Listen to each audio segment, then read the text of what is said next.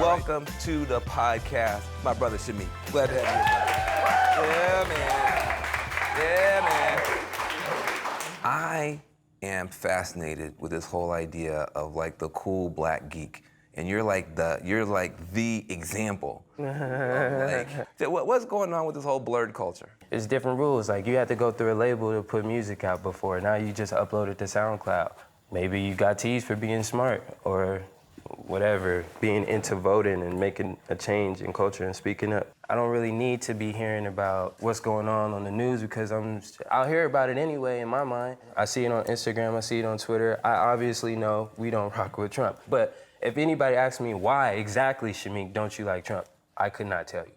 Again, that's not cute. My mom would be like, Shameik, you're ignorant to what's going on. And let me tell you what made me do it. When my little sister, Yara Shahidi, had a dinner, and I care about her opinion. She's obviously a beautiful young lady. Wait, Yara Shahidi, she's a TV star. TV star. Grownish. Grownish, blackish. She had a dinner, she invited like maybe 20 to 30 kids that I guess she feels has a voice that could connect to the youth, and she started this campaign, 18 by 18. That's what sparked my mind, because I'm in a room, everybody in there was important, but there was two young women that I truly respect who were coming up with ideas to help make a change. And I'm like, well, what am I doing? Because like, I'm in this room and I have nothing to say. That is not cute, Mom, you were right. There's apparently 4 million kids every year that's 17 that turns 18.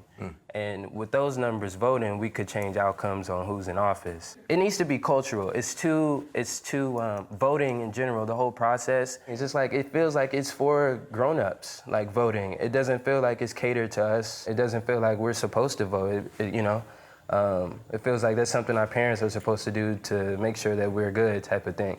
We got Postmates, we got Uber, we got Lyft. And like to my point earlier, we even have like weed maps, We have weed delivery apps, like people will come to you. Maybe there's an app where I put in my address to make it easier for the youth, to make it cultural, to vote, because that's what's gonna have to happen. It can't be a school thing, because it's not gonna work. You're never gonna get 4 million kids to vote if it feels like school. Because it can't be a website, somebody's gonna hack that. Right. Somebody's gonna hack that. So, it has to be paper form, but we can make everything else simple. That's what apps are for. Right. Convenience. Make it convenient for me to vote, Now listen, I think it's a brilliant idea, and I think it's very interesting what you said, that there were 2 young women who were kind of in the leadership, and that sparked you. Well, because I'm a young man that loves young women, Let's just be honest. Let's just be honest. So, Black women are outvoting everybody.